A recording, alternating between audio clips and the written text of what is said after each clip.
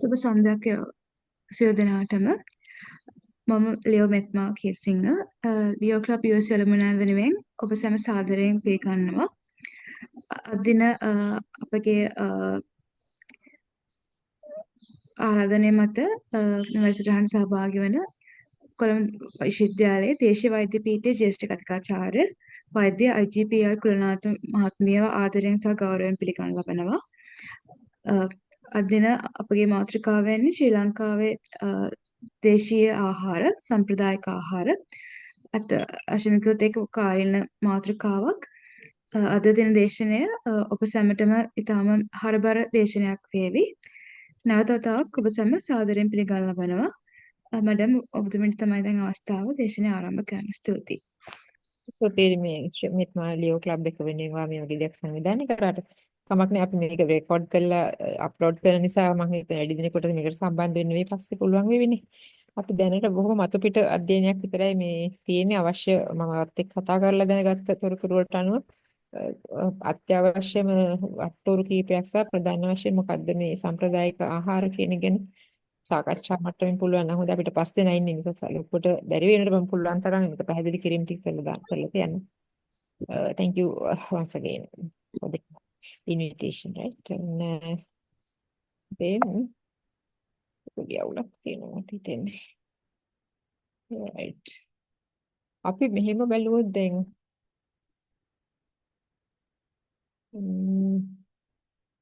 මේ ෆුඩ් කියන්නේ ආහාර කියලා කියන්නේ ඇත්තට මොන විදිහේ සම්බන්ධයක් තියෙන දෙයක්ද කියන එක අපිට ලැබෙන අපිට තියෙන සම්බන්ධය කොයි වගේද ආහාරය කියලා අපේ ජීවිතයේ සඳහා ආහාර කියන එක අත්‍යවශ්‍ය දෙයක් නේ හැමෝටම මිනිස් ජීවත් වෙන්නේ ආහාරය නිසා.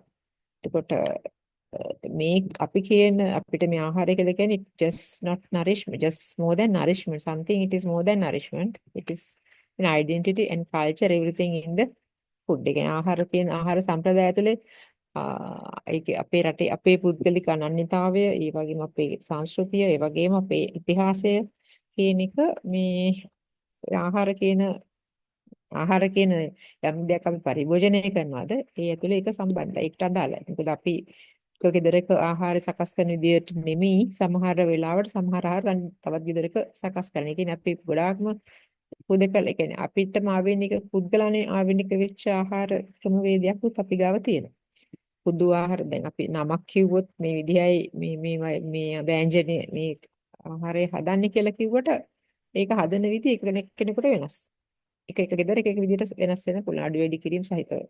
මිරිස් පුර දාන එහෙම එක එකනාගේ විදිහ වෙනස් වෙන ආහාර රසය කරගන්න හැටි. ඒතකොට අපි දැන් මේ ශ්‍රී ලංකාවේ තියෙන ආහාර රටාවේ මොන වගේ රටාවක්ද කියන්නේ ආහාරවල තියෙන රටාව මොකක්ද කියන එක. ප්‍රධාන වශයෙන් අපි දන්න දෙයක් තමයි එදා මෙදා තුර තවමත් අද වෙනකනුත් පළවෙනියටම හැමෝම සලකන දේ තමයි මේ මුලින්ම ලියලා තියෙන උෂ්ණ ශීත කියන එක. ඒක අපිට තේරෙනවා මේක සම්ප්‍රදායික ආහාරයක්, සම්ප්‍රදායික රටාවේ ඇතත් නැතත් අපිට දැනෙනවා මේක ඉතාම හොඳට.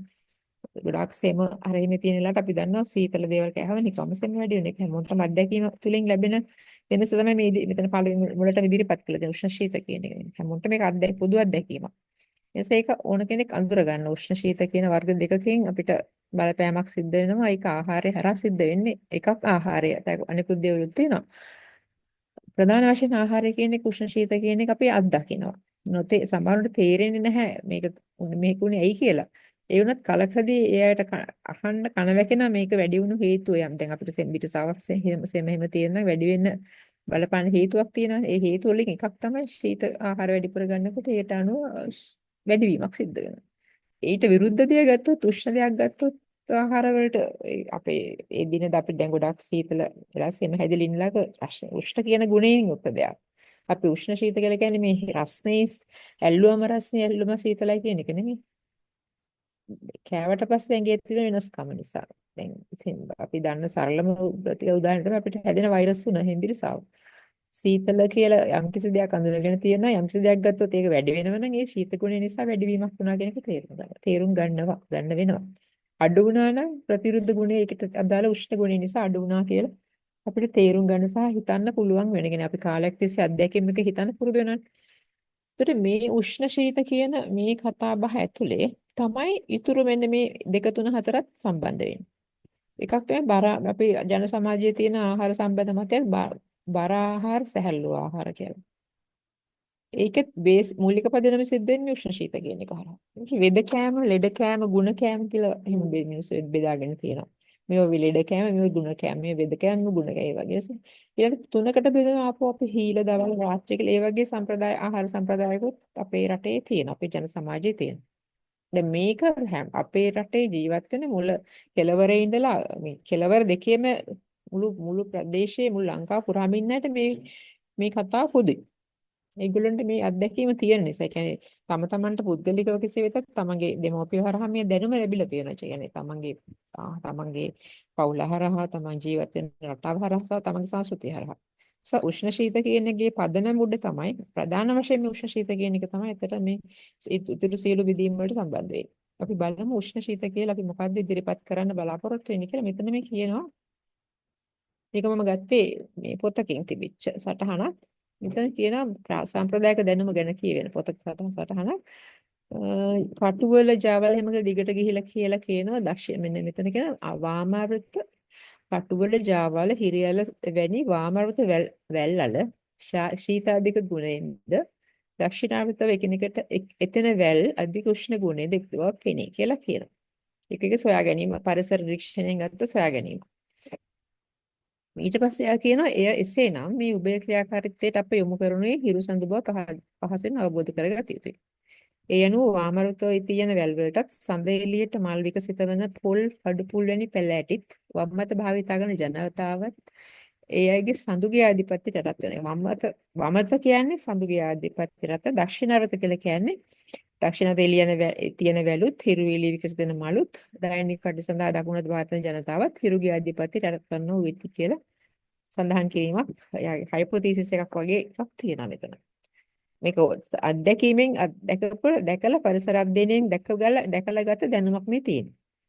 ඒතර මේ හිරු සම්තු කියන සම්බන්ධය තමයි උෂ්ණ ශීත කියන දෙකට අරගෙන තියෙන්නේ. ඒකට අදාළ මේ ඒ පරිසර අධ්‍යයනය තමයි වාමාවෘතව තියෙන වැල් සහ දක්ෂිණාවෘතව තියෙන වැල්. මේ වැල් වර්ග වලින් හැදෙන ගෙඩි වල තියෙන කෑවහම වෙන ශරීරයට සිද්ධ වෙන වෙනස. මෙතන තමයි මුල්ම පදනම තියෙන ආහාරය අපේ සංස්කෘතිය සහ මේ හිරු සම්තු කියන ආහාර සංස්කෘතිය සහ ඒ වගේම අපේ ජීවන රටාව, ඒ වගේම මේ ආහාර ඖෂධ විහරණ සහ පරිසරය දේශගුණය කියන එකත් මෙන්න මේ දෙක උෂ්ණ ශීත කියන කාරණේ වල පදනම් වෙනවා. right ඒක අපේ දේශගුණය පවා තීරණය වෙන්නේ මේ උෂ්ණ ශීත කියන සාධක දෙක උඩ. ඒ කියන්නේ අපි දේශගුණය කියලා මේ අදහස් කරන්නේ පරිසරයේ ලංකාවේ කෙළවර දෙකවර උතුරේ සිට දකුණ දක්වා වෙනසන ජියෝග්‍රැෆිකල් ඒ කියන්නේ පරිසර ලක්ෂණ. දැන් මේ විදිහට අපි ලංකාවේ සිටියම ගත්තාම මේ වගේ බෙදීම් තියෙනවා. මේ එලිවේෂන්ස් තියෙනවා ඒ ඒරියාස් ඔක්කොම වෙන වෙනම දක්වලා තියෙනවා. ඒක මේ උඩ අපිට තේරෙන පරිසර භූගෝලීය ලක්ෂණ ලංකාවේ එක එක තැන එක එක විදිහයි. ඒකට අපි කියනවා මේ පරිසර ලක්ෂණත් එක්ක සමතුලිත වෙනව නම් harmonic balance between human and geographical environment කියන්නේ. මේ බැලන්ස් වීම ඇතුළේ තමයි අපේ නිරෝගීතාවය රැඳෙන්නේ. ඒ කියන්නේ දැන් මෙතන මේ කියන්නේ human and geographical environment කියලා කියන්නේ මනුෂ්‍යයා සහ පරිසරය අතර තියෙන සමතුලිතතාවය harmonic balance. හොඳ අතර සිද්ධ වෙන සමතුලිතතාවය නිසා තමයි අපි නිරෝගී අපිට ජීවත් වෙන්න පුළුවන් මේ ඕනම පරිසරයක. අපි මෙතන දැන් අපි ඉන්න දිනදා ජීවත් වෙලා ඉන්න මේ යම්කිසි පරිසරයක ඉන්න එතනින් බැහැර වෙලා වෙන පරිසරයකට ගියොත් එතෙන්දී අපිට පුළුවන් වෙන්න ඕනේ මේ කියන බැලන්ස් එක ආයෙ හදාගන්න. නේද? ඒතර එහෙම නොවෙනම නම් එහෙම සමතුලිතතාවයක් ගේන්න බැරි නම් යම්කිසි කෙනෙකුට එයාගේ ශරීරය නිරෝගී නැහැ. ඒක හරිය පැහැදිලි මූලික අධ්‍යයනයෙන් ලැබෙන දෙයක්. සරල අධ්‍යයන ක්‍රම සරල මේ නිරීක්ෂණයෙන් යුක්ත අධ්‍යයනයක් ඒක. ඒතර පරිසර වෙනස් වීම සිද්ධ වෙන අර අපි කිව්ව උෂ්ණ ශීත හිරු සඳු කියන පදනම උඩ. ඊළඟට අපි බැලුවොත් ඊළඟට මොකක්ද අපි කියන්නේ මෙතන මේක ගොඩාක් මේ harmonic balance කියන එක අපිට දකින්න පුළුවන් වෙන්නේ indigenous අයගේ කියන්නේ අපි කියන්නේ වැඩි සංස්කෘතිය අය මේක හරිය සමීපයි පරිසර අපිට වඩා.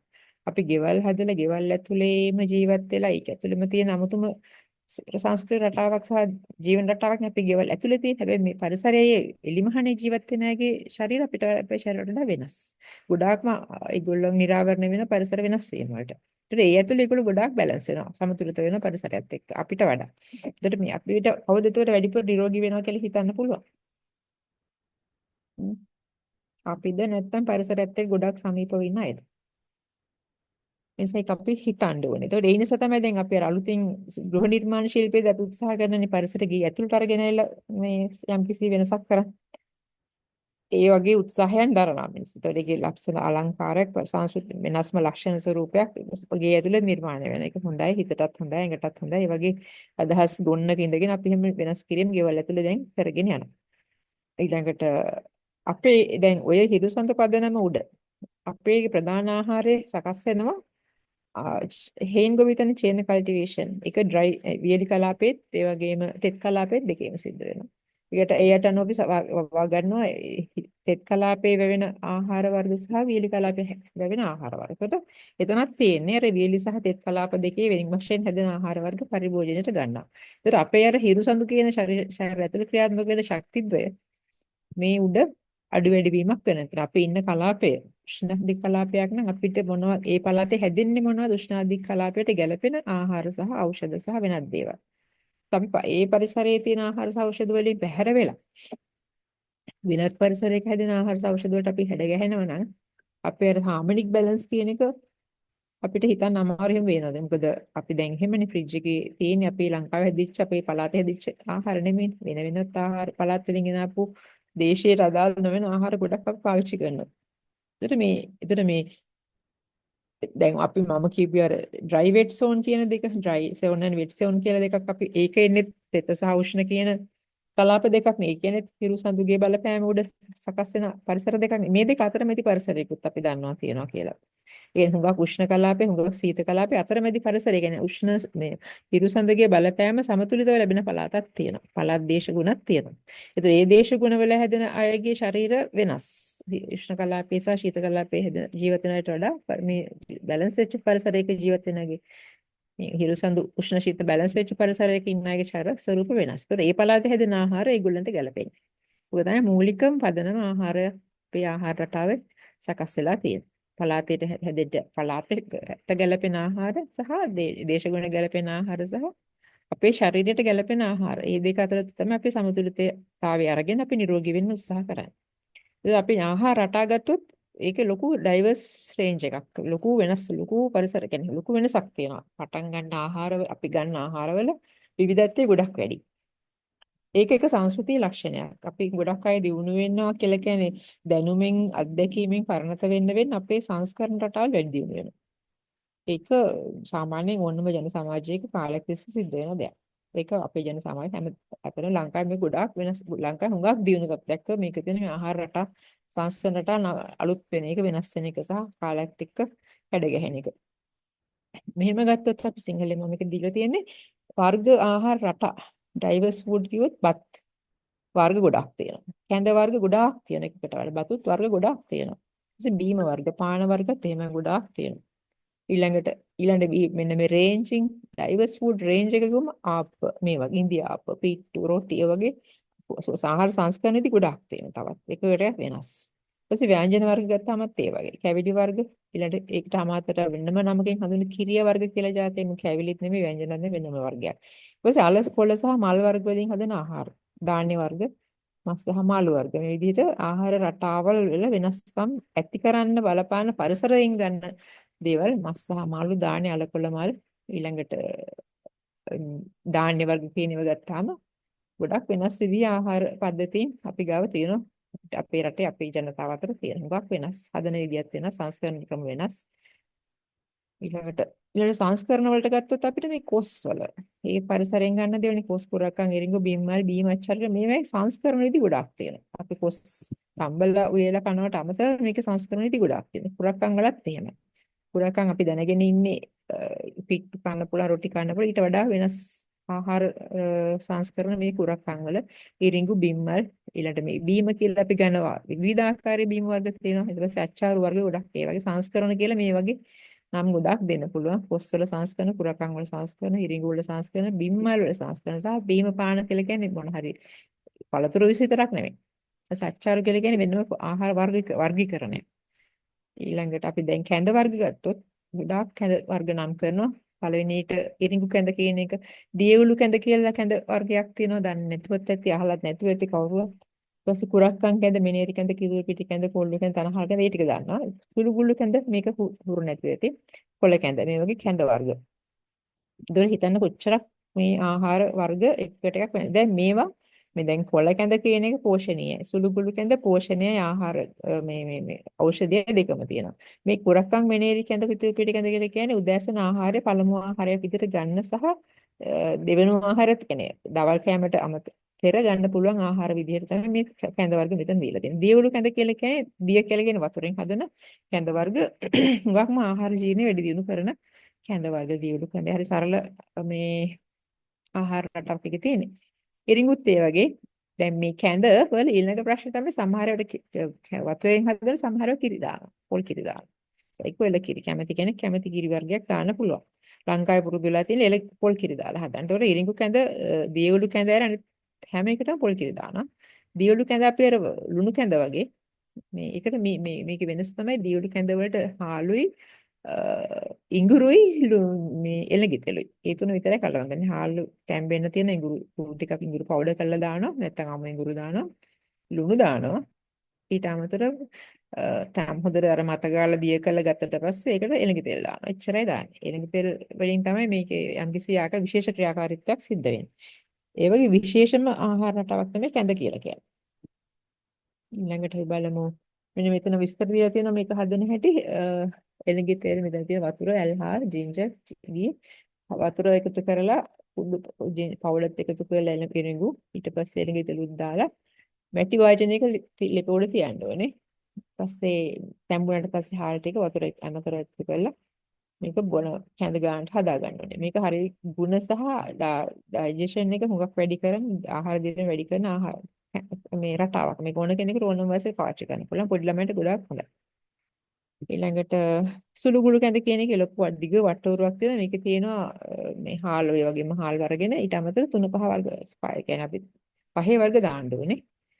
ඊට ඒ පහේගෙන සුළු ගුළු පේයාව කියලා වෙන වට්ටෝරුවක් තියෙනවා. ඒ වට්ටෝරුව අරගත්තොත් ඔයගොල්ලෝ හොයාගත්තොත් මේ කැඳ වර්ගයේ නිතර බොන තරමට නිරෝගීකම වැඩි. අන්තිම කැඳ ගැන ඔයගොල්ලෝ තව ඩිංගක් කියනනම් මේ කැඳ කියන්නේ ආහාර ජීර්ණ පද්ධතියේ තියෙන මේ සමතුලිතතාවය ඇති කරන ආහාරයක් නේ. ඒ කියන්නේ උදේ පෑන්දර ගන්න කැඳ එකකින් මේ දවසම ගත ආහාරය දිරවන්න සහ මුළු අපේ ආහාර ජීර්ණ පද්ධතිය සම්පූර්ණ නිරෝගීව තියාගන්න පුළුවන් අවශ්‍ය දේ ඉෂ්ට කරන ඒ සඳහා සකස් කරන ආහාරයක් තමයි කැඳ කියලා කියන්නේ. කැඳවල තියෙන මේ වගේ ක්‍රියාකාරීත්වයක් බඩ පුරවනවට වඩා තියෙන්නේ ආහාර ජීර්ණ පද්ධතිය දවසේ ඉදිරි කටයුතු සඳහා සකස් කරන එක. දවසේ ඉදිරි දිරවීමේ කටයුතු ආහාර දිරවීමේ කටයුතු සඳහා සකස් කරන එක. කුළු කැඳ එක ඉතාම හොඳින් කරනවා.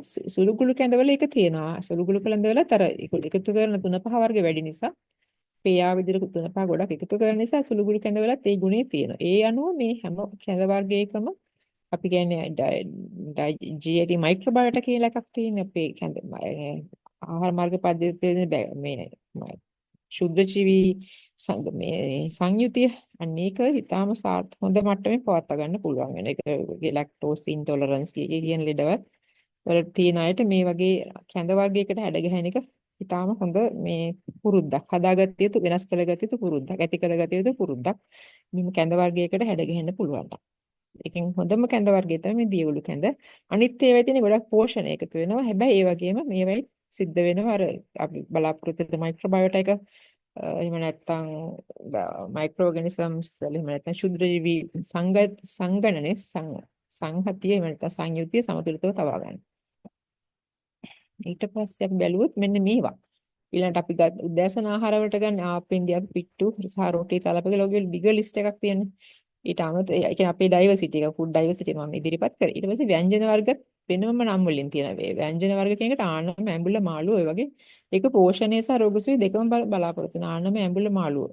මේකේ පෝෂණයත් යම් රෝග සඳහා මේ යම් රෝග සඳහා මේවා ඖෂධ විදිහට ආහාර විදිහට යොදන්න පුළුවන්. මේ ආනම ඇඹුල මාළුව කියන වර්ග තුන.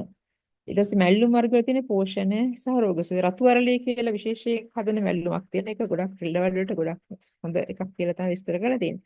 ඊට පස්සේ මේ ආහාර නොමෙන්ක්ලේචර් එකත් ලංකාවේ හුඟක් වෙනස්. මේක දැන් අපි දන්නවනේ මෙතන මේ තියෙන ප්‍රූවස් කරන තියෙන නොමෙන්ක්ලේචර් එක බැලුවම එක ටිකක් වෙනස්. එතකොට බත් වර්ග බලන්න මම ලිස්ට් එකක් මෙතන දීලා තියෙනවා.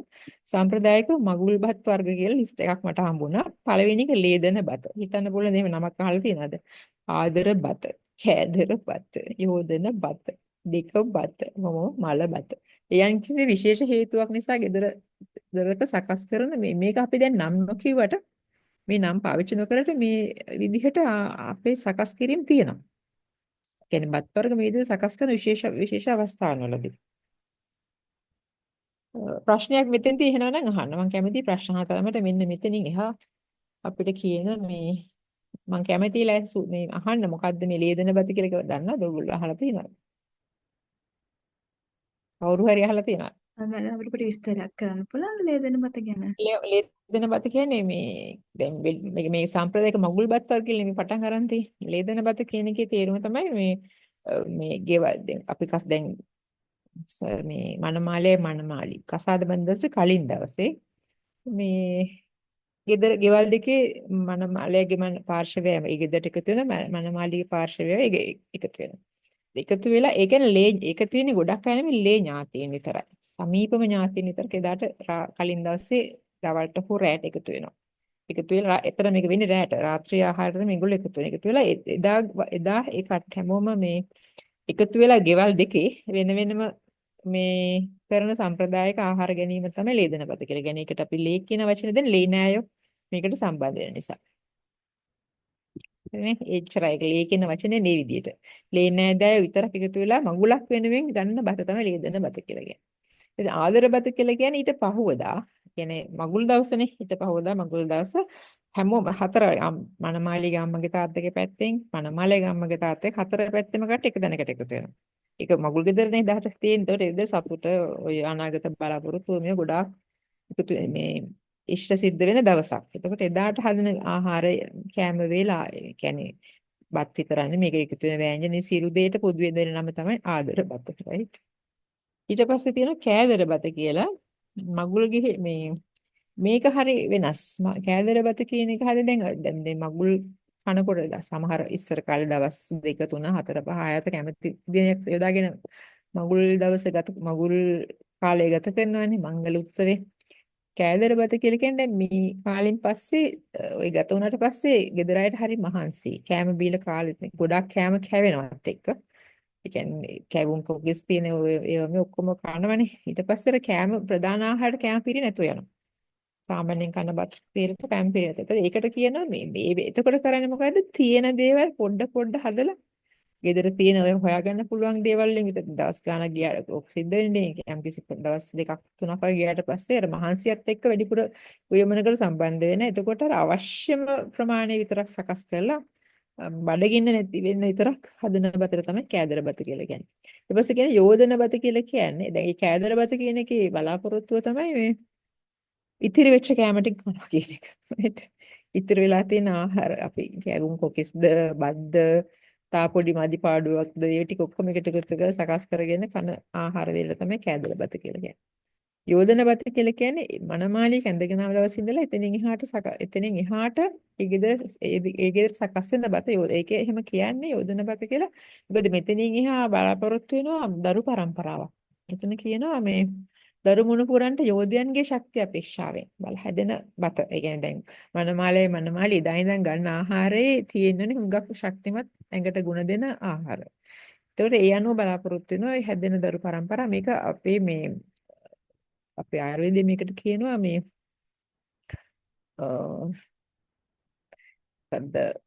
පූර්ව ප්‍රසව පූර්ව ගර්භයට පෙර ගර්භය සිද්ධ වෙන්නට කලින් ගර්භය සකස් වෙන්නට කලින් ගන්න ආහාර චර්යාව කියලා. ආහාර රටාව කියලා. ඒකට තව නම් කීපයක් තියෙන එකපාරටම මතක් වෙන්නේ නැහැ. කොහොම හරි මේකේ එකම අරමුණ මේ ආහාර සකස් කිරීමේ දරු පරම්පරාව හොඳ ශක්තිමත් දරුවෝ බිහි වෙන්න ඕනේ කියන අදහසෙන් හදන කැම් වේල් වලට තමයි යෝදන බත කියන්නේ. මේ බත කිව්වට මෙතන බත් නෙමෙයි ආහාර වේල. ඊපස්සේ දෙක බත කියන එකට තියෙන නම තමයි මේක ඇවිල්ලා තව නම වර්ගයක්. ඒක ඇවිල්ලා ඇක්චුअली මේ කියන්නේ මේ මෙතෙන්දී ඇත්තටම හදන්නේ මේ දැන් අපි ගෙවල් වල කුඹුරු කුඹුරු වල ගොවිතැන් වැඩ කරන ගෙවල් වල අත්තමට වැඩ කරන උදව් වෙන අය ඉන්නවනේ. දැනට අදටත් ඒක එහෙමයි. ඒ අයට කැම දෙන්න ඕනේ. එතකොට ඒ අයට සකස් කරලා එතකොට මේ යෝජන බත නෙමෙයි හදන්නේ. ඒ කුඹුරු වැඩ කළ මහන්සියලා ඉන්න අයට හදන බත වෙනස්.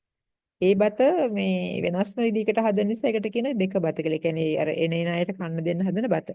මල බත අපි හැමෝම දන්නා මල බත කියන එක පොදුවේ දැනටත් චාරිත්‍රාක් විදිහට කෙසේ වෙතත් ආපුවයට කැම දෙන්න රටාවක් තියෙනවා. ඉතින්දි බලාපොරොත්තු වෙන්නේ මල බත කියන එකේ මේක මූලිකත්වයේ ගන්නේ අපි ඉස්සර කාලෙන් හේනි මාමා කියන කෙනා. එයා මේකට සම්බන්ධ වෙනවා මුලින්ම ඇවිල්ලා ඒ බිම පැදුරු එලවල එයාම තමයි මේක ලෑස්ති කරන්නේ පැදුරුලා කිසල් කොල්ල එලලා අර විශේෂ කෑම වර්ග ටිකක් තියෙන එකට හදන මේ මොනවාද අපි දන්නනේ අර කරවලයි මේ වැටකුළු පතවල වට්ටක්ක ඒ වගේ අර මේ දැන් උතෙන්දී උෂ්ණ ශීත කතාව කෙසේ වෙතත් මේ ඒ මලබතට හදන ආහාර මේ එළවලු ව්‍යංජන එළවලු වර්ග අර විශේෂයෙන් වෙන් කරලා තියෙනවා. ඒක මේ අස් කරාට පස්සේ මේ gedara සිද්ධ වෙන ඉතුරු ආහාර රටා පටන් ගන්න මේ මලබත උයලා ඊයින් පස්සේ තමයි ඒ ආහාර ඉදිරි ආහාර රටා පටන් ගන්න කලින් කෑම සකස් කරන්නේ මලබත සකස් කරලා. මුලින්ම හදන්නේ මලබත. ඊට පස්සේ අපි වලුත් සම්ප්‍රදායික තව බත් තියෙන මෙන්න මෙහෙම. මට මෙතන බැලුවා මෙහිල් බත දොළ බත කියලා කියන්නේ මේක මේ සම්ප්‍රදායික වෙනත් බත් එක මගුල් වලට වැටෙන්නේ නැහැ. මේක අව මගුලනේ. මෙතනින් එහා වැටෙන බත් ගන්න නම් කරන ඒවා දොළ බත කියලා කියන්නේ දොළ පිදේනි දෙනවා කියන්නේ. ඒ කියන්නේ මොන හරි චක්කු ප්‍රේත පිසාජයන්ට කන්න දෙන සමහර දවස් තෝගිර වෙන් කරගෙන මිනිස්සු කරන අය වැඩි. ඒකට තමයි දොළබත කියලා කියන්නේ. යක්කුන්ට දෙන පෙරේතෙන්ට දෙන. හීල් බත කියලා කියන්නේ අපි උදේට කන්න කෑමට ගන්න බත. මේ ඒ හීල් බත කියන එක හොඳම කියන්නේ හරි වැදගත් සමහර පවුල් වල දැන් අර යෝධ බත හදන පවුල් වල නෙමෙයි ඇත්තටම වෙනත් කුඹුරු ගොවිතැන් කරන අය ඉන්න පවුල් වල මේ හීල් බත කියන්නේ අත්‍යවශ්‍යයෙන් විශේෂ සැලකිල්ලක් දෙන බත් කෑම වේලක්. එතෙන්දී විදි ගොඩක් තියෙනවා. මේ හීල් බත හදන්නේ කලින් දවස් විපු බත් වලට වතුර දාලා තියලා හරි එහෙම නැත්නම් සමහරු කරන්නේ වතුර දාන්නේ උදේට ඒ බත් එක මොන හරි කැමති සම්බෝලයක් එක කෑමට ගන්නවා. එහෙම නැතුව හීල් බත තව ක්‍රමයක් තමයි අපි අර කියන්නේ දිය බත හදනවා කියලා. එතෙන්දී කරන්නේ වතුර දාලා එකට ඇඹුල් දාලා පොල් කිරි දාලා ලුණු මිරිස් දාලා එහෙම කරන. මේකට මම අහලා තව තියෙනවා මේ මීකිරි කලවම් කරනවා කියලා මේ මොකද්ද අපි කියන අර දිය බතට. මීකිරිත් කලවම් කරලා උදේට එක ගත්තාම පිට්ටු මීකිරි ඒ වගේ දේවල් එක මේ උදේ ප්‍රාතරාසෙම දැන් හීල් බත ගත්තාම අර වැඩ කරන කුඹුරු වල වැඩ කරන ඒ වගේ ඇඟට ගොඩක් ශක්තිය ලැබෙන නිසා හීල් බත වෙනස් විදිහකට සකස් කරන ඒක මේ යෝධ බත අපි සාමාන්‍ය යෝධන බත කියලා ගෙදර මේ අලුත් යෝඩුවක් ඉන්න ගෙදරක වෙන බතට වඩා වෙනස්. සාමාන්‍ය පවුලේ නිකුත් දරු පරම්පරාවක් ඉන්න ගෙදරක වෙන උදේ බත. කයි බත කියලා කියන්නේ මේකත් අර වගේම තමයි. අල්ල බතල ඔක්කොම කලවම් කරලා හදන විශේෂ බතක්. මේක දෙන්නේ අර මේ කුඹුරු වැඩ කරලා ඉවර වෙලා එන අයට කැමට දෙන්න බත. ඒකේ අල බතල විශේෂයෙන් එකතු කරනවා. අල බතල සහ කොළ වර්ග. ඒ කියන්නේ ඇඟේ මහන්සිය, ඇඟේ වෙහෙස ගොඩක් එක දිගට වතුරේ ඉඳපු හේතු මේව නිසා එකතු කරලා තමයි ඒ බත ඒ විදිහට නම දීලා තියෙන්නේ. ඊළඟට මෙතන අපි කියනවා මේ වේලන බත් කියන එක අපි දන්න සාමාන්‍යයෙන් බත් අහක දාන්නේ වේලෙන් අරන වේලපු බත් ආහාරයට ගන්නවා එක එක විදි වලට. කිරිබත් අපි දන්නවා කිරි දාලා හදන එක. පැණිබත් අපි දන්නවා කිරි වලට යම් ප්‍රමාණයකට පැණි රස එකතු කරලා හකුරු එකතු කරලා හදන එක. මේක අපි දන්නේ ඉඹුල් කිරිබත් ඒවත් මේ පැණිබත් වලට වැටෙනවා. කහබත් අපි දන්න බතක් දියබත් අර මම ඉස්සෙල්ලා කියපු රටාව සුණුසහල් බත් කියලා කියන්නේ gedara හාල් කෙටුවාම. ඉස්සර කාලේ බී කොටන gedara ඒ හාල් මේ වෙන් වෙනකොට වෙන පොඩි හාල් කොටසක් වෙන් වෙනවා. ඒ පුංචියට එක තියෙන හාල් ටික වෙන් කරගන්නවා. එකතු කරලා ඒකෙන් බතක් වෙනවා. ඒකට සුණුසහල් බත කියන එක ඒකේ 아무තු රසක් තියෙනවා. ඇගිටි හාල් බතුත් හදන්නේ කුඹුරේ එකතු වෙලා අවන්තිමට එකතු වෙන වීට එකතු කරලා කුඹුරෙම තියාගෙන සුද්ධ කරලා පොළලා මේ ගෙටගෙන වී එක තමයි ඇගිටි හාල් බත් විදිහට හදන එක තම්බවලා ගන්න. ඒ කියන්නේ ඇට ටික වී ටික තම්බලා හදන එක.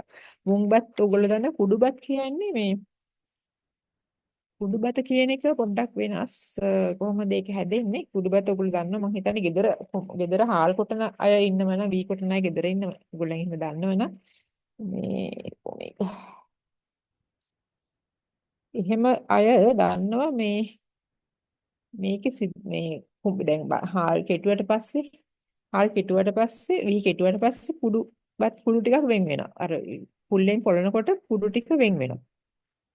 කුඩු ටික වෙන් වුණා මේ කුඩු ටික එකට එකතු කරලා වෙනම එකතු කරලා තියලා ඒක හදා ගන්නවා කුඩු බත විදිහට. ඒකට පොඩ්ඩක් හාල් මිශ්‍ර කරනවා. ගොඩාක් අර නියුඩ එකතු වෙච්ච නියුඩ තමයි මේ බත හාල් වලට කලවම් කරන්නේ. ගොඩාක් තියෙන නියුඩ් එකේ. ඒකට තව සමහරව පැණි දාලා ඒ වගේ කරලා එහෙමත් හදනවා. මේ එහෙම ඒකට කියන්නේ කුඩුබත් කියලා. ඒ කුඩුබත් කියන කෑම ඇත්තටම හරි ගුණයි. මොකද මිනිස්සු කෑම ලැජ්ජයි කුඩුබත් කනවා කියලා කියන්නේ ඒක අවනම්බුවක් විදිහට හිතනවා. මට ඒක තමයි ගොඩක්ම අර අපි අයින් කරන කුරුට්ට තියෙන. වී වලින් අයින් කරන කුරුට්ටේ බී විටමින් වැඩිම තියෙන කුඩුබතේ. අහක දාන්න නැතුව මිනිස්සු ඒක පාවිච්චි කරනවා. ඊපස්සේ මේ ඉරිඟු වලින් හදන ආහාර ගොඩක් තියෙනවා. ඉරිඟු අග්ගලා ඉරිඟු තලප ඉන්දියාප කැඳ කැවුම් බත් ඉරිඟු බත් ඉරිඟු රොටි ඉරිඟු කිරිබත් ලැවරේ විලඳ හැල පාස්නේ පිට්ටු මුස්නාම වුණු ගොඩක් දිග ලිස්ට් එකක් තියෙන ඉරිඟු බත් වලට කුරක්කන් ඔයගොල්ලෝ දන්නවා කුරක්කන් වල තියෙනවානේ විවිධාකාරී රටාවක් මේක අපි දන්න විදිහට කුරක්කන් වල ඉන්දියාප හදන්න පුළුවන් කැවුම් කිරිතේ කිරිබත් මෙතන පයන්නේ කුරක්කන් තලප රොටි ලැවරේ වැලි තලප කුරක්කන් වැලි තලප හදන්න බෑ පිට්ටු යොදරක සෙල් තලප විදිහට හැලප කුරක්කන් කැඳ කුරක්කන් රොටි කුරක්කන් පිට්ටු මේ ටික ඔයගොල්ලෝ දන්නවා අපි දන්න ටිකක් සාමාන්‍යයෙන් මේ වැඩිපුර මේක කියවෙන්නේ වැලි තලප ලැවරිය කුරක්කන් කිරිබත් කුරක්කන් කැවුම් කුරක්කන් ඉන්දියාප අපි දන්නවා හදන්න පුළුවන් මේ අනිත් ඒවත් රොටි පිට්ටු ටික අපි දන්නවා කැඳ දන්නවා හැලප හදන්න පුළුවන් කියලා දන්න මේ වැලි තලප හදන එක ලැවරිය හදන එක රොටි මේ තලප මේ කිරිබත් හදන එක වැඩි අපි අතරේ සිද්ධ වෙන්නේ නැහැ. ඒක අඩුයි. හැබැයි මිනිස්සුන්ට තියෙන වේලාව මදිකම නිසා වෙන්න ඕනේ. මේ වගේ දේවල්ට දැන් හුරු වෙන දේවල්ට අනිත්‍ය පොදුවේ දකින්න ගන්න පුළුවන්. අනිත් අපි කුරකන් වල කිව්වේ පිට්ටු රොටි කියන්නේ ඒවට දකින්න පුළුවන් අදටත් පාරේ ගියත් දකින්න පුළුවන්. ඊළඟට පිට්ටු වර්ග වල තියෙන පිට්ටු කියන නමින් ආවත් සීනි පිට්ටු මඩුවට පිට්ටු අපි දන්න කුරක්කන් පිට්ටු එහෙමත් තියෙන්නේ. හාල් පිට්ටු එහෙමත් තියෙනවා. මේ සීනි පිට්ටු කියන එකේ මඩුවට පිට්ටු මේ මඩුවට කියලා කියන්නේ මඩු ගහෙන් අරගෙන හදාගන්න ඇට ඇට පොඩි කරලා ඇට වෙන් කරලා අරගෙන පිටි හදලා ඒකෙන් හදාගන්න පිට්ටු. මඩුවට වලින් හදන ආහාර වල සීතලයි. ඒකට මම කුෂ්ණ ශීත කියන කතාවේ සීතලයි. සීතල ගුණය ගොඩක් තියෙනවා. ඒ වගේම මේ මෙතන සීනි පිට්ටු වලත් ඒක තමයි. සීතල ආහාරක විදිහට තමයි සලකන්නේ. මේ වැලි තලප, ලැවරි ඒ ඔක්කොම සීතල ආහාර වලට වැටෙන මේ කුරක්කන් කියලා කියන්නේ උෂ්ණ කලාපේ හේංග විතනත් එක්ක හැදෙන ධාන්‍ය වර්ගයක්. ඒ වගේ වල තියෙන්නේ උෂ්ණ ගුණය අඩු කරන්න පුළුවන් විදිහේ ගුණයක්. එතකොට ඒවයි තියෙන සීත ගුණය වැඩි. ඉරිඟු වලත් එහෙමයි. ඉරිඟු වල සංස්කරණ වෙනස් කරා මේ හැම එකෙම උෂ්ණ ගුණය අඩු වැඩි කරන්න පුළුවන්. ඊළඟට අපි බැලුවොත් මෙන්න මේ තියෙනවා මේක රස කැවිලි වර්ග වණ්ඩු බිබික්කම් ගුඩු පොල් කැවුම් සවුලාහලු කොළලාලු කුදුරු උඩ බැලුම් උඳුවැල් වල මොකද්ද උඳුවැල් වලින් හදන ලාලුනේ මේක නම් උඳුවැල් වලින් උඳුවැල් කියලා ගමුකෝ අපි එච්චරයිනේ ඕලු කිරියා ඕලුබත් හාල් කිරි ඒවා ඔක්කොම රස කැවිලි වලට වැටෙන්නේ. ඒ කියන්නේ මේ අපි දන්න රස කැවිලි නෙමෙයි නොදන්න රස කැවිලි. මේ සාම්ප්‍රදායික ආහාර ගැන අපි කතා කරන්නේ. මේ වණ්ඩු බිබික්කම් කියන්නේ අපි දන්න අර මේ හාල් ආප හදනකොට අපි හදන බැටර් එක මේ ස්පැන් රස කරලා අරගෙන ඒකට පොල් එහෙම කලවම් කරලා හකුරු දාලා හදලා හුමාලි තැඹලා ගත්තා වණ්ඩු බිබික්කම්. මේකට කලවම් කරන්න පුළුවන් ඕනම ධාන්‍ය වර්ගයක්. හාල් විතරක් නෙමෙයි. ගුඩු පොල් කැවුම් කියන එක විස්තරයක් දිවෙනම තියෙන සවුලාලු කොළලාලු මේ ලාලු කියන වචනේ සාම්ප්‍රදායික මේක හදන විදිහ තමයි මේ බැටර් එක. ඒ කියන්නේ ඔය මේ කැවුම් අතිරස මුං කැවුම් වල හදන වගේ හැදෙන දියාරුවට හදන මේ බැටර් එක ගානව කොළ එක. මොකද්ද ගාන කොළ එක්කෝ සූර්ය කොළ එහෙම නැත්නම් කොස් කොළේ. ඒකම ගාලා ඒක අවු වේලනවා. අවු වේලුවට පස්සේ පපඩම් වගේ ටික හයි වෙනවා. ඊට පස්සේ මේක බදිනවා. ඒ සවුත් එහෙම සවුත් කරන්නේ පිටි කරනවා. සවුත් ටික පිටි කරලා අර වගේ බැටර් එක හදලා ගානවා කොළේ. ගාන්නේ කොස් කොළ එක තමයි සාමාන්‍යයෙන් ගාන්නේ. ගාලා ඒක අවු වේලනවා. අවු වේලුණාට පස්සේ මේ බැටර් එක හදනකොට ඔයගොල්ලෝ සාමාන්‍යයෙන් දන්නවනේ. අපි හදන ඕන බැටර් එක පෑන් කේක් බැටර් එකත් ඒ වගේ. ඊට පස්සේ මේක අවු වේල එක අරන් තියලා තෙලේ බැදලා ඊට පස්සේ ඒකට දානවා පැණි උඩින්. ඒක පොඩි ළමයි ආස කෑමක් විවිධත්වයෙන් යුක්ත සාම්ප්‍රදායික ආහාරයක්. ගොදුරු කැවුම් උඩ පෙළුම් කියන එක දකුණේ කෑමක් හරිම රසයි. මේක මේ මැදට මේ අර ඇතුලේ කව එකක් කව අර මේ මොනවාද?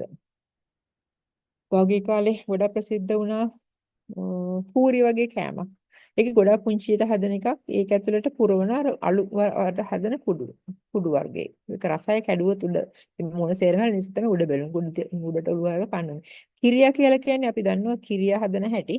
ඒ ඕලු ඇට වලින් හදනකොට තමයි ඕලු කිරිය කියලා කියන්නේ. ඕලු බත් දැන් මේව ඇවිල්ලා මේ මෙන්න මේ වණ්ඩු බිබික්ක මේ ඔක්කොම සීත ගුණයෙන් ඕලු හාල් කිරි මේ ඔක්කොම සීත ගුණයෙන් යුක්තයි.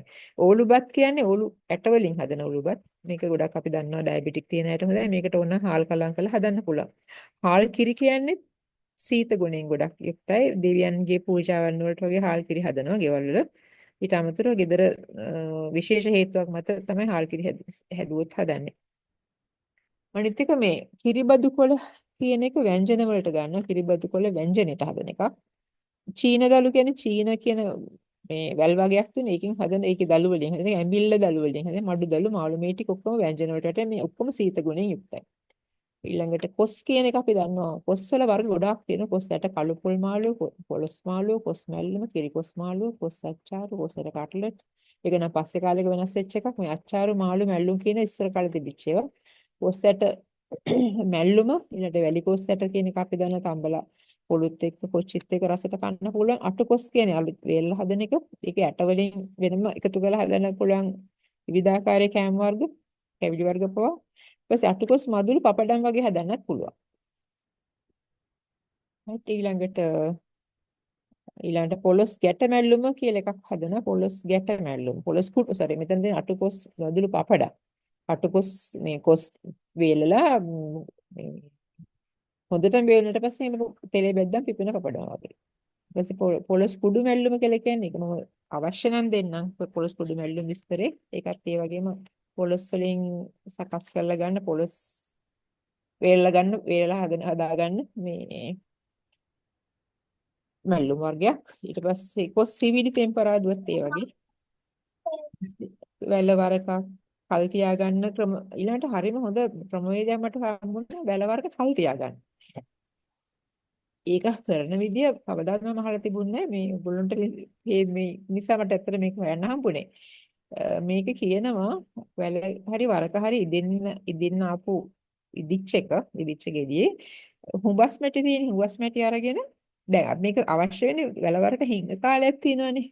හිඟ කාලෙදී ඒ වැල වර්ග කල් තියාගන්න හැටි. හිඟ කාලෙදී පාවිච්චි කරන්න. දැන් අද හිට තියෙන මේ දවස්වල වැල වර්ග තියෙන නැති කාලෙදී පාවිච්චි කරන මේ වරක ගෙඩිය පිටි කල් තියාගන්න හැටි තියෙන්නේ. මේ ඒක කියනවා මේ හුඹස් මෙටි ගොරක සහ ගම්මිරිස් දාලා ගොරක ගම්මිරිස් කලවම් කරපු හදපු මේ ගොරක තඹපු වලට ගම්මිරිස් කලවම් කරලා හුඹස් මෙටි ඒකට දිය කරලා මේ කොස් ගෙඩිය නැට්ට වෙනකම් වැහෙන්න ගන්න ඕනේ.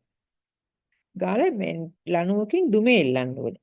හරි දුමේ එල්ලලා තිබ්බන් පස්සේ කාලයක් යනකම් මාස 3-4ක් යනකම් අර කොස් ගෙඩිය ඉදෙන්නේ නැහැ. වැල ගෙඩිය වරක ගෙඩිය ඉදෙන්නේ නැහැ. ඒ විදිහටම තියෙනවා. දැන් අද කොස් ගෙඩිය කඩලා ගත්ත ගානටම අර නැවුම් ගතිය මේ ඒක රැඳිලා තියෙනවා. ඊට පස්සේ කවදා නැති කාලෙක මේක දෙනවා කියලා ඒක නැති කාලෙක මේක කෑම මේසෙට ගේනවා කියලා කියන්නේ ඒක හරි පුදුමයක් නේ. මිනිස්සුන්ට සර්ප්‍රයිස් කරන්න පුළුවන්. මේක හොඳ ක්‍රමයක් පුළුවන් නම් උත්සාහ කරලා බලන්න. අච්චරයි කරන්න තියෙන්නේ. රස්සේ තියෙන දුමක හැබැයි එල්ලන්න දුමක් තියෙනවනේ ගෙදර. දුම කියන්නේ කුස්සිය දරලිපක් තියෙනවනේ. ඒ දරලිපේ තුන් හැම වෙලෙම කැම පිහ වෙන්න ඕනේ. අර මැටි වලින් හදලා වෙල්ලා අර විදිහට හදලා එල්ල තියන්න ඕනේ. ඕක තමයි ක්‍රමවේදය. ඒක හරිම මේ කලාතුරකින් අහන්න දකින්න හම්බෙන ක්‍රමවේදයක්. මේ අනිත් ඒවා හැම එකෙම තියෙනවා. ක්‍රම සහ විදි හදන හැටි මම නම් ටික විතරයි දීගෙන මොකද ගොඩාක් කරුණු තියෙන නිසා අපිට මතු පිටින් කියන්නේ අපිට ගැඹුරට යන්නේ නැතුව මතු පිටින් විතරක් මේ දැනුම හොයාගෙන යෑමක් මේ වෙලාවේ කරන නිසා. ඊට පස්සේ මේ හීන් වැලි හතු කියන්නේ කැලේ හැදෙන මේ කැලේ සාමාන්‍යයෙන් ගම්වල හැදෙන හතු වර්ගයක්. සෝරි මේකේ තියෙන ඇඹරල අපි දන්නවා ඊට සියඹලා රසෝදකය කියලා එකක් තියෙනවා. ඊට පස්සේ හන බඩ. හන කියන එක දන්නවා ඇති. ඔය ෆ්ලෙක්ස් සීඩ් කියලා අපි දැන් ওই මිනිස්සු ලොකුවට පාවිච්චි කරන්නේ හන. ඒකෙන් ඒ බඩ අරගෙන හදන ව්‍යංජනේ කිසල් බඩ මාළුව, පිතුල් මල් ඇඹුල, පිතල් නැටි කවදාවත්, කොල්ලු මාළුව, මඤ්ඤොක්කා මඤ්ඤොක්කා මල්පලා මැල්ලුම්. මඤ්ඤොක්කා සහ පලා මැල්ලුම්. ඉන්න මොකක්ද ඒක මට මතක නැහැ. පිළිඹලවරිය. මඤ්ඤොක්ක වලින් කොළ මඤ්ඤොක්ක සෝරි මෙතනදී මඤ්ඤොක්ක කොළ වලින් හදන මැල්ලුම්. මඤ්ඤොක්ක කොළ පලා මැල්ලුම කියලා ඔකට කියන්නේ. මඤ්ඤොක්ක කොළ වලින් පලා මැල්ලුම හදනකොට වර්ග කීපයක් තියෙනවා. මේ එකක් තමයි සමහර පළාත්වල මඤ්ඤොක්ක හීනෙට ලියනවා. ලියලා ලුණු දාලා වතුර මිරි කරලා ඉස්මයින් කරලා ආපහු පොල් දාලා මලවනවා. සමහර පළාත්වල මේ ටිකක් කඳුරට පළාත් ඒ කියන්නේ කල්චරල් ඇඩැප්ටේෂන් කියන එක කෑම වල තියෙන පහත රට සාමාන්‍ය පළාතක සිද්ධ වෙන්නේ අර විදිහට. වල කඳු රට සීතල පළාතේ මේක කරන්නේ මඤ්ඤොක්ක දළු ටික වෙනම අරගෙන නැටි අයින් කරලා මේ හයිජනේට ටික ඔක්කොම අයින් කරලා නාරරිත් අයින් කරලා ඒක වංගෙඩි තලනවා. තලලා ඒක ටෙම්පරාදුවට දාන. ඒකට පොල් දාන්නේ නැහැ. ටෙම්පරාදුවට මිරිස් අරම යොදලා ඒ කැමති විදිහකට රසකාරක එකතු කරලා ටෙම්පරාදු කරනවා. ටෙම්පරාදු කරලා ගන්න එක මඤ්ඤොක්ක. ඒක තමයි මඤ්ඤොක්ක පලාමැල්ලුම කියලා කියන්නේ. ඒකට ඒ පළාතේ. පළාත් දෙක පළාත් වල එක එක විදිහට පාවිච්චි කරන මේ පළාත් බදව වෙනස් වෙවි පාවිච්චි කරන එක. ඊළඟට සියඹලා රසෝදකය ගැන අහන්න අසනම් මම කියලා දෙන්න. මේ හැම එකටම ක්‍රම සහ විදි තියෙන මඤ්ඤොක පලා මැල්ලුම ඊළඟට මෙතන කොස්සට කළු පොල් මාළුව පොළොස් මාළුව කොස් මැල්ලුම කිරි කොස් මාළුව කොස් අච්චාර කොස් ඇට කට්ලට් මේ දිගටම අපි කියන්නේ වැඩි මම ඉස්සෙල්ලා කියපු ටිකමයි මේ වගේ දැන් හදන ක්‍රම මේ හැම එකටම වට්ටෝරු තියෙනවා අවශ්‍ය නම් එකක් කියන්න මම කියන්නම් සියඹලා රසෝදකේ කියන එක බඩට ගොඩක් හොඳයි අර අපි කිව්වේ කැඳ වලින් හදන ගුණයට වඩා ගුණයක් වෙනස් ගුණයක් හම්බ වෙනවා මේ ඒකේ බඩ ගොඩක් වේලිලා අජීර්ණ අතිසාර තිබිච්ච අයගේ ඒව හොඳ කරන කෙලින්ම හදලා දෙන බෙහෙතක් වගේ ආහාර කියන්නේ මේවා ගොඩක් මේවා ආහාර වුණාට ඖෂධ ක්‍රම විදියට තමයි ඇත්තටම වැඩ කරන්නේ මොකද ක්‍රියාත්මක වෙන්නේ අපේ ලංකාවේ තියෙන එක හොඳ දෙයක් තමයි මේ ආහාරය පාවිච්චි කරන ඖෂධ විදියට. ඒ කියන්නේ ඖෂධයක් දීලා වෙනමම කැම දීලා ඖෂධ දීලා අද දෙන්නේ නැහැ ලෙඩට ලෙඩාගේ බඩේ හැදෙන පොඩි ලෙඩ වලට හරි මොනවාට හරි ඒක දෙන්නේ ඖෂධයක් ආහාරයක් විදියට. ඒ කියන්නේ මේක ප්‍රිවෙන්ටිව් මෙඩිසින් කියන එක. අපි දැන් ආයුර්වේදයේ තියෙනනේ බෙහෙත් වෙනම විස්තර ලිස්ට් එකක් තියෙනනේ අපේ දේශීය මේ ආහාර රටාවේ මේ ආහාර කියන්නේ ඇවතුම් පැවතුම් කියලා කියන්නේ ප්‍රිවෙන්ටිව් ඇස්පෙක්ට් එක. ආහාර සහ ඇවතුම් පැවතුම් කියලා කියන්නේ. අපේ කසාය බෙහෙත් අනම්මන ඒ ඉතුරු ටික ඔක්කොම වෙලා කියුරටිව් ඇස්පෙක්ට් එක. අපි ගොඩාක් පාවිච්චි වෙන ලංකාවේ දේශීය ජන ජීවිතේ ගොඩක් පාවිච්චි මේ කියුරටිව් නෙමෙයි ප්‍රිවෙන්ටිව්. ඒ කියන්නේ රෝග වළක්වා ගැනීමේ ක්‍රමවේදී ආහාර සහ විහරණ.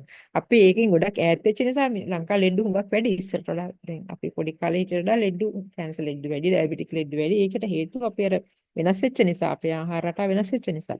ඒ අරින් දැන් මේ වගේ දේවල් දැන් මේ හන බඩ ව්‍යංජනය කියන එක හරි ගුණයි බඩවැල් වලට. බඩවැල් වල තියෙන එක ඔය හැදෙන දැන් ලොකු ලස්සන නම් වලින් කියන්නේ ඉන්ටර්සෙප්ෂන් නමන ඒ වගේ වටපා මෙන්න මේ ඒව වළක්වන්න පුළුවන් මෙන්න මේ වගේ එසේ බඩ මාළුව කිතුල් මල් ලැබුල ඒවට ඒක වෙනස් වෙනවා. එහෙම වෙන්නේ නැතුව කියන්නේ බඩ ආහාර මාර්ගය නිරෝගී වෙනවා. මේ කොල්ලු මාළුවත් ඇඟට ඊටාම ශක්තිය සහ සීතල ගුණය සහ මේ වේදනාවලු සීතල ගුණය දුන්නට වේදනාවත් අඩු කරනවා.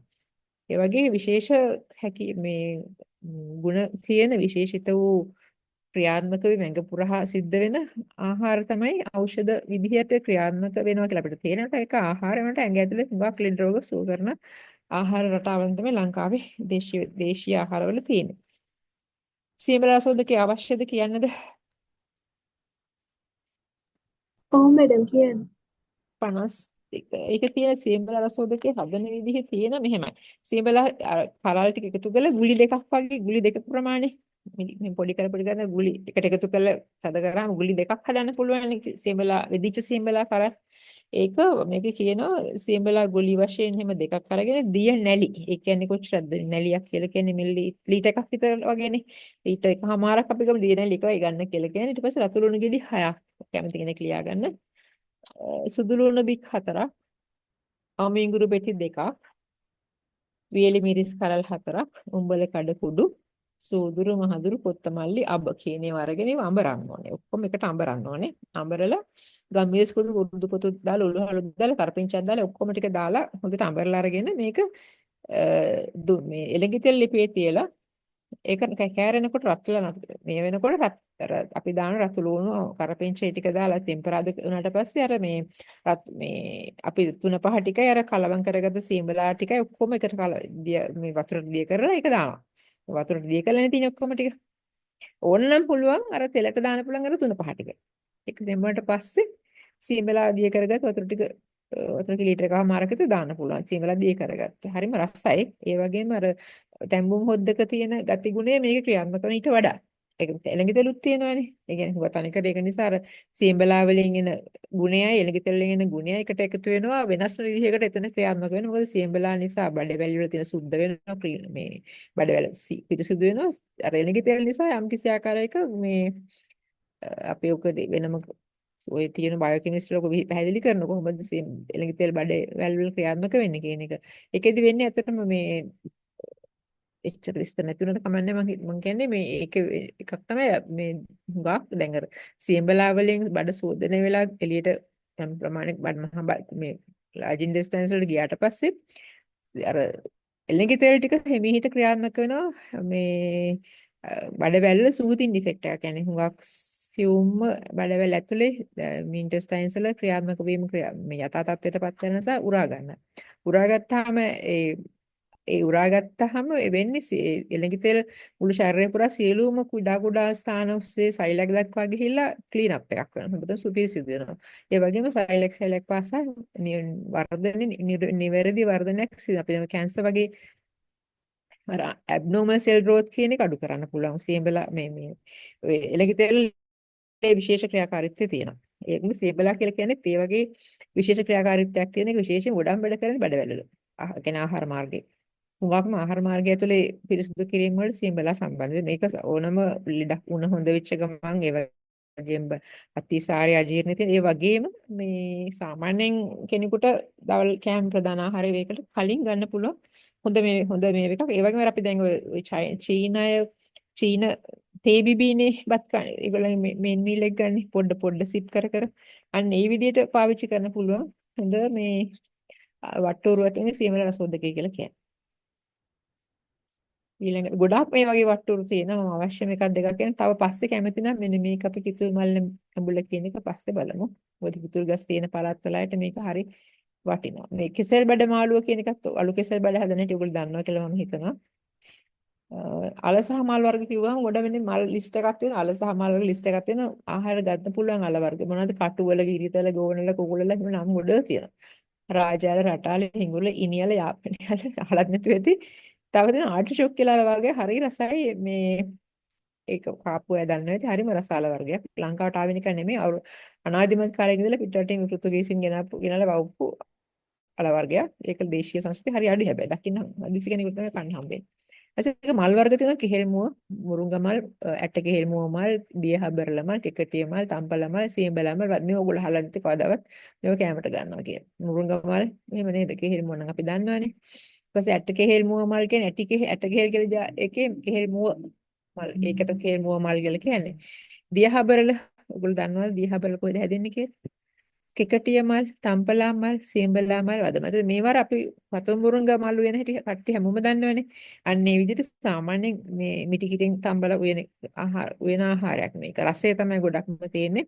මිටිකිරි ගොඩක් බඩට යනවා. ඒ නිසා මේකේ මේ දිරවීමේ ශක්තියට යම්කිසි බලපෑමක් වෙන්න පුළුවන්. ඒක ගොඩාක් නිතර කැමරට වැටෙන්නේ නැත්තේ නිසා නිතර කන මල් ආහාර වලට වැටෙන්නේ නැහැ මේ જાතිය.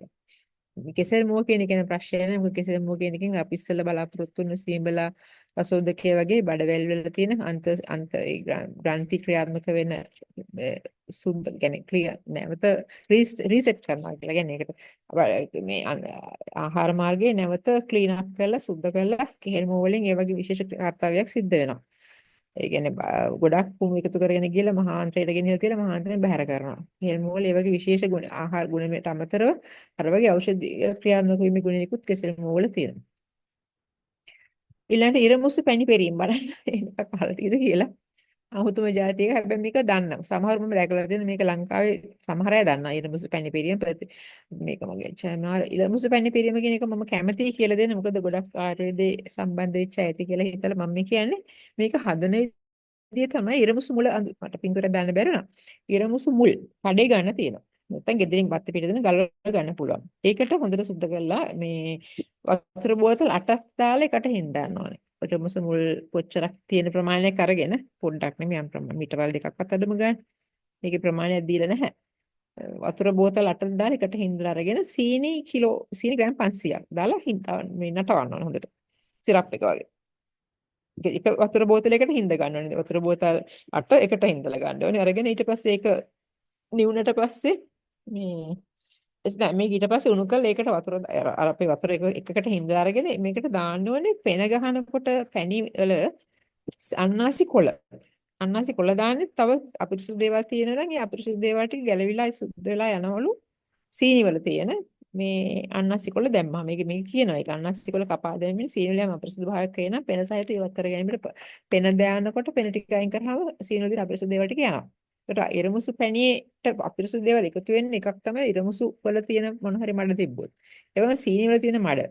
ඒකට ඉවත් කරන්න තමයි මේ අන්නාසි කොළ කපලා දැම්මම පෙන එනවා. පෙන ටික අයින් කරාම අන්නාසි කොළත් එක්ක පිරිසිදු වෙනවා.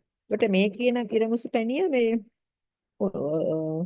උකුවේ ගොඩක් උකුවට සිරප් එක වගේ හදාගෙන තියාගෙන ඉඳලා බොන වෙලාවට වතුර දාලා බොන්න ඕනේ. මේක සංග්‍රහ කරන කියන්නේ ගෙදරට එන කෙනෙකුට අපේ අනන්‍යතාවය පෙන්වන්න අපේ ආයුර්වේදීය දේශීය අනන්‍යතාවය පෙන්වන්න තියෙන හොඳම මේ ඊටාම හොඳ මේ පානයක් හේතුව මේක දැන් උෂ්ණ කාලේ මේක සීතලයිනේ උෂ්ණ පළාතක ඉන්න අයට ගොඩක් හොඳයි. මේක හැදෙන්නේ උෂ්ණ පළාතේ ඉරමුසු ගොඩක්ම හොඳට يعني හොඳ ගුණ ඉරමුසු තේ උෂ්ණ පළාතේ. ඒතර මේ උෂ්ණ කාලෙකදී මේ වගේ දෙයක් අපිට අරන් තියාගෙන ඉඳලා දෙන්න පුළුවන්. කෙනෙක් ගෙදරට ආව හරිම රසයි සුවඳයි ඔක්කොම තියෙනවා. හරිම අමුතු ඇපිටයිට් එකක් එනවා. ඒ නිසා ඒක හොඳ මේ ඔයගොල්ලෝගේ දැනුමට එකතු කරලා තියාගන්න. මොකද අමාරු නැහැ හදලා කල් තියාගන්න පුළුවන් නිසා ඒක හරි වටිනවා. ඊට පස්සේ බලන්න විරුද්ධ ආහාර කියලා જાතියක් තියෙනවානේ. විරුද්ධ ආහාර. එතකොට ඒකේ තියෙනවා මෙහෙම ලිස්ට් එකක්. අපි ඒකත් දැනගන්න එපා. ආහාර ගැන දැනගන්නව නම් මෙන්න මේ විරුද්ධ ආහාර. මෙන්න මේ ලිස්ට් එක දැනගෙන ඉන්න ඕනේ ඔයගොල්ලෝ. මේක කොහොම ළඟ තියාගත්තා නම් හොඳයි කවුරු හරි. එකට අබ තෙල් සහ කොබෝ මස්. කොබෝ මස් කියලා කියන්නේ මොන කොබෝ මස්ද? කොබියන්ගේ මස්. ඇඹුල් සහ පලා වර්ග. ඒ කියන්නේ ඇඹුල් කියන්නේ මොනවාද මේ අපි දැන් අඹ වෑංජනේ හදලා පලා මැල්ලමකුත් තිබ්බොත් ඒක එකට ගැලපෙන්නේ නැහැ. ඊට පස්සේ උක් කකුරු සහ කළු කැම්මේරිය. මේ කළු කැම්මේරිය කියන එක ගොඩක් උක් කකුරුත් එකට පාවිච්චි කරන. ඒ කියන්නේ උක් කකුරු කියන්නේ අපිට උක් කකුරු නෙවෙයි සීනිනේ තියෙන සීනි කළු කැම්මේරිය කියන එක එකට පාවිච්චි කරන්නේ නැහැ. ඊට පස්සේ තක්කාලි ඒ වගේම මත්ස්‍ය සහ මාංශ කියන ඒවා එකට පාවිච්චි. ඇඹුල්ලනේ මේකේ තියෙන්නේ. තක්කාලි විශේෂයෙන් මෙතන ගොරක දැම්මට මස් මාළු වලට තක්කාලි දාන්නේ. අපි දාන විදිහට අපි තක්කාලි දානවානේ. අපේ කෑම මස් මාංශ වලට තක්කාලි දාන්න එපා කියන මේ තුන එකට ගැලපෙන්නේ නැහැ. එඬරු තෙල් තලගොයි මස්. එඬරු කියලා කියන්නේ බෙහෙතට ගන්න එකක්. ඒක තලගොයි මස් කන දැන් සමහර තලගොයි මස් කනවනේ ගොඩක් මේ වන්නි පළාත් වල ඉන්නේ තලගොයි මරන් කන මස් වලින් ඔය මේ අය දැනගත යුතු එරණු තෙල් එකට පාවිච්චි කරන්න හොඳ නැහැ කියන්නේ. ඊපස්සේ මොනර මස් එක්ක මේක වැදිලා නැහැ මොනර මස් මෙන්න මේ කළු කැම්මේරිය. මේ දෙක හොඳ නැහැ. වටු මස් කාඩි කියන එකයි ඊළඟ මේකේ ලෝලු කියලා තිබුණේ මට ඒක නම් කල්පනා හරියට නෑ මෙන්න මේ වටු මස් මොනර මස් කාඩි කියන ඒවා එකට පාවිච්චි කරන්න හොඳ නැහැ. ඊපස්සේ කිරි සහ උරු මස්. කිරි අපි දන්නනේ කන කිරි මෙතන කියන්නේ බොන කිරි නෙවෙයි කන කිරි.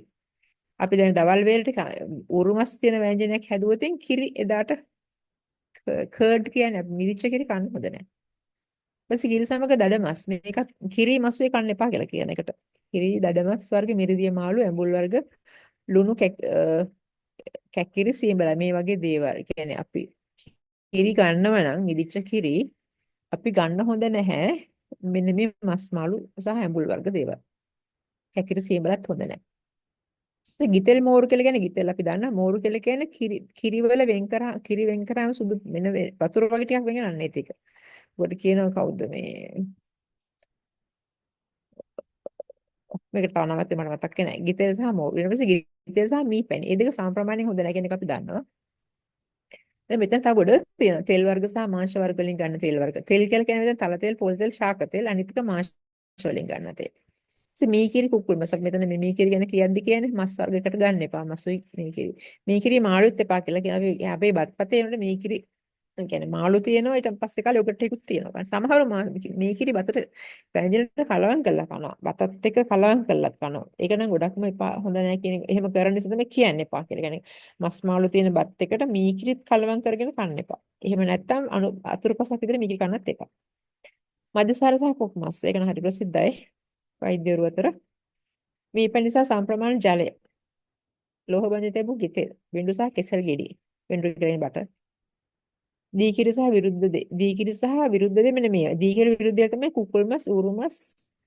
මෙන්න මේ බඩ වර්ග කියන්නේ මොනවද දන්නවද? බඩ කියලා කියන්නේ මේ සමහර අය මේ සමහර දැන් පිට්ටු මම දන්න සමහර අය න පිට්ටු කන්න හදන ව්‍යංජනයක් තමයි මාළු බඩ. මාළු බඩ වෙනම සුද්ධ කරලා අරගෙන උයලා ගන්න. කියන්නේ යන්නේ මස් මාළු මස්සලත් සත්තුන්ගේ මස්සලත් මාළු වලත් එන බඩවැල් ටික උයලා ගන්න එක හොඳ නැහැ. මෙන්න මේ කිරිත් එක කෑමට ගන්නවා. ඒවට අජීර්ණ අතිසාර වෙනවා. මේ විදිහට හැදෙන ලෙඩ තත්ත්වය තමයි විස්තර කරන්නේ. අජීර්ණ අතිසාරද ප්‍රධාන වශයෙන් උණෙන් බව හේතු වෙනවා. රා නිවිති රාබවල මේ එකට හොඳ නැහැ. තල කිරිබත් එඬරු ගිතෙල්. ඒ ටික එකට ගන්න හොඳ නැහැ මේ කියන්නේ. තල ඇට වලින් හදපු අපි තල කැම ජාති කිරිබත් මෙතන එඬරු නෙමෙයි මෙතන වෙඬරු එනගිතෙල්. මේකමත් එකට කැමට හොඳ නැහැ. ඊට පස්සේ මෙතන මට උඩ තියෙන ආහාර විශේෂ ලක්ෂණ වර්ගයක් තියෙනවා දීලා. චුට්ටක් වෙලා ගියාට පස්සේ ආහාර අරගෙන මෙන්න මේ වගේ තත්යකට ඇති වෙන මූලික ලක්ෂණ තමයි කැරකිල්ල වමනේ උන බඩ රිදිල්ල අතිසාරේ වතුර වගේ බඩ ලියන්න පටන් ගන්නවා ටික ඒක නම් සම්‍ය ප්‍රමාණයට පස්සේ වෙන්නේ පළුණා ගින්න පුළුවන් කාපු ගම දැවිල්ල පිපාසය කලන්තය ඉස බරගත ඉසවිත කඳුළු මේ ටික ඔක්කොම මේ ආහාර විශේෂ ලක්ෂණ විදිහට කෑම කෑවට පස්සේ එනවනම් මේ වගේ දේවල් ටිකක් තේරුම් ගන්න අපි අර ඉස්සෙල්ලා විස්තර කරපු මෙන්න මේ කියපු විෂ සහිත ආහාර කියන්නේ මේකට විරුද්ධ ආහාර ගැනීමක් සිද්ධ වෙලා තියෙනවා. සමහර වෙලාවට මේකට විරුද්ධ ආහාර කියලා අපි මේ කිව්වට ඒ වෙලෙම විෂ ලක්ෂණ පහළ වෙන්නේ නැහැ. කාලයක් ගිහිල්ලා අපි දන්නේ විෂ ලක්ෂණ පහළ වෙනවා. ඒකට අපි දන්නේ මොකක් නිසාද ඒක උනේ කියලා. ඒකට අපි කියනවා ඇකියුමුලේටඩ් टॉक्सिन කියලා. ඇකියුමුලේටඩ් टॉक्सिन කියන එක මේ හරි අමාරුයි මොකෙන් වුණාද කියලා හොයන්න. ඒ නිසා තමයි කියන්නේ අර ඇඟ ඇතුලේ එකතු වෙලා විසක් විදිහට තිබිලා ඉවර වෙලා මේ ශරීරගත වෙලා කාලයක් ගියට පස්සේ හැදෙන ලෙඩවල හොයන්න බෑ. ඒ නිසා මේක දැනුවත් කරන්න. මෙන්න මේ වගේ මිශ්‍ර කිරීම ආහාරයට එකතු කරන්න එපා කියලා. කවුරුත් දන්නේ නැහැ මේ දැනුම මේ සම්ප්‍රදායික ඥාණය නැහැ. ඒ නිසා එක හේතුවක් තමයි අපේ මිනිස්සුන්ට ලංකාවේ දැන් ඩයබටික්ුයි කැන්සරුයි කොලෙස්ටරෝලයි ඔක්කොම අලුත් දේවල් ටික හැදෙන්නේ. හුඟක් අයට තියෙන ලංකාවේ ගොඩක් වැඩි.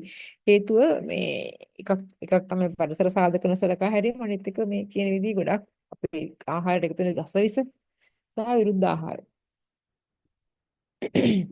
දැන් මම ඇවිල්ලා ඉවරයි මගේ පාඩම. හරිද?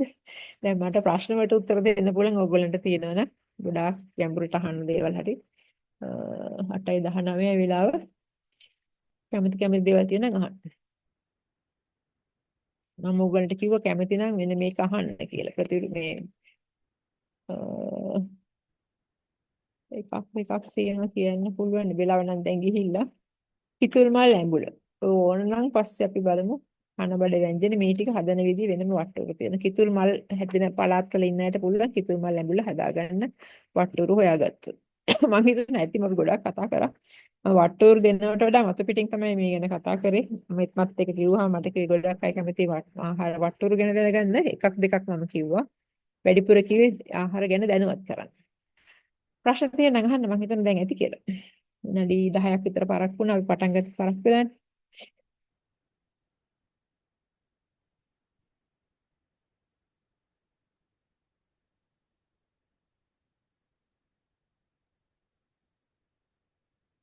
මෙත්ම ඔව් මැඩම්. කාටවත් ප්‍රශ්න තියෙනවා නම් මැඩම්ගෙන් අහන්න පුළුවන්. නැත්නම් chat එකට යොමු කරන්න පුළුවන්. කලින් කතා සාමාන්‍යයෙන් වැඩිහිටි ජනතාව අතර ඒ අදහස් තියෙනවා. ඒ දෙකට හ්ම් දාන්න. ඒකට දාන්න කියන්නේ තක්කාලි දාන්න එපා ගොරක දාන්න කියලා කියන්නේ. සියඹලක් දාන්න කියන්නේ ගොරක තමයි දාන්න කියන්නේ. හරි thank you doctor Thank you.